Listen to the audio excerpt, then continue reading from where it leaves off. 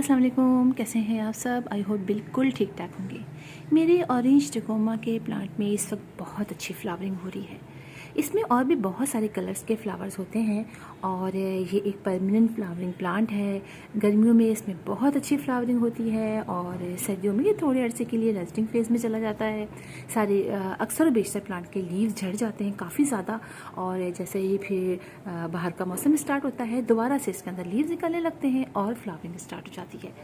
और आप ये देखिए कि मेरे ये प्लांट जो है रहता है सिर्फ 1 घंटे की डायरेक्ट सनलाइट में, और इसके अंदर कितनी अच्छी फ्लावरिंग हो रही है। और अगर ये ज़्यादा देर के लिए डायरेक्ट सनलाइट में रहे तो सोचिए कितनी अच्छी फ्लावरिंग हो।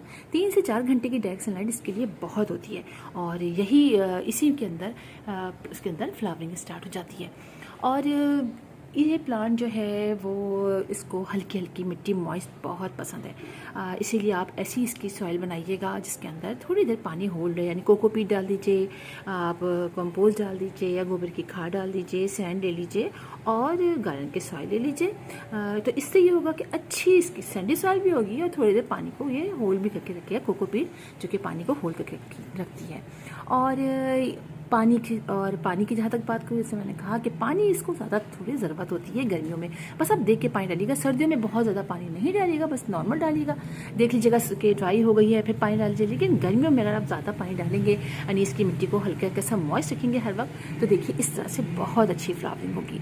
अच्छा, बहुत ज़्यादा फर्टिलाइज़र इसको सर्दियों नहीं दीजिएगा, गर्मियों में हाँ बेशक 15 डेज से आप इसको कंपोस्ट चीज़ दे दीजिए, मस्टर्ड केक का जो फर्टिलाइज़र है वो दे दीजिए, बनाना पील का दे दीजिए, जो भी घर में आप बनाते हैं, और दूसरे कंपोस्ट का फर्टिलाइज़र किचन वेस्ट का जो बनाते हैं वो तो आप दे दीजिए। तो बहुत अच्छी इसके अंदर फ्लावरिंग होती रहेगी और इतना अच्छा लग रहा है। काफ़ी टाइम से इसके अंदर फ्लावरिंग हो रही है, मैंने सोचा कि आप लोग को दिखाऊँ। मेरे पास और भी है, मैंने आपको सिर्फ वाइट येलो वाले की भी वीडियो डाली थी, वो भी बहुत अच्छा फ्लावरिंग कर रहा था। आजकल थोड़े दिनों के लिए वो रेस्टिंग फेज में चला गया है। और अब देखिए कितना ज़्यादा ग्रीन हो रहा है मेरा ये प्लांट, वो इस वजह से कि ज़्यादा धूप नहीं आती है, कम आती है, और इस वजह से ग्रीन भी ज़्यादा इसके अंदर हो गई है और फ्लावरिंग कम हो रही है।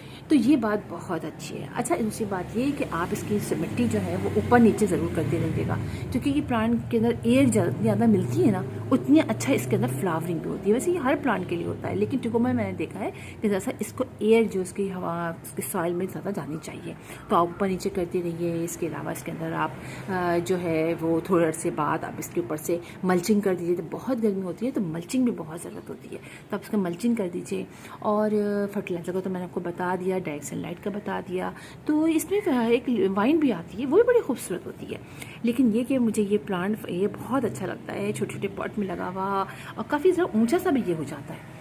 तो आप इसके अंदर इंसेक्टिसाइड का स्प्रे ज़रूर कीजिएगा, इसलिए कि बाज़ औक़ात इसके टिप पे, इसके जहाँ फ्लावर्स होते हैं वहाँ पर जो है वो मेरी बग स्पाइडर का अटैक हो जाता है, जिसकी वजह से ये प्लांट जो है वो फिर इसके फ्लावर्स इतने अच्छे नहीं खिलते हैं। तो ज़रूर लेकर आइए, ईज़िली मिल जाता है, बहुत ईजी टू ग्रो प्लांट है। पानी को अगर कुछ से नहीं डालेंगे तो बर्दाश्त भी कर लेगा, लेकिन जब डालते रहते हैं तो बहुत अच्छी ग्रीनरी देता है और बहुत ही अच्छी फ्लावरिंग देता है। तो बस ये छोटी सी बातें थी, तो मैंने कहा आप लोग को ज़रूर दिखाऊँ अपना प्लांट। इतनी अच्छी फ्लावर लग रहे हैं इसके और बहुत अच्छा ये ग्रो करता रहता है। तो फिर इंशाल्लाह आप लोगों से मुलाकात होगी किसी और वीडियो में किसी और टॉपिक के साथ। तब तक के लिए अल्लाह हाफिज़।